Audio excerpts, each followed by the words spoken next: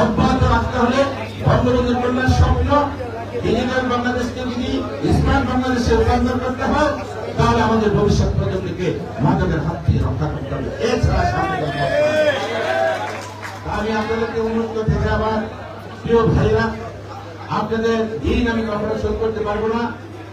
ষড়যন্ত্রের মধ্যে অর্থকরীর লোভে বশবর্তী না হয়ে আদর্শের টানে আপনারা ভোট কেন্দ্রে চলে গেছেন।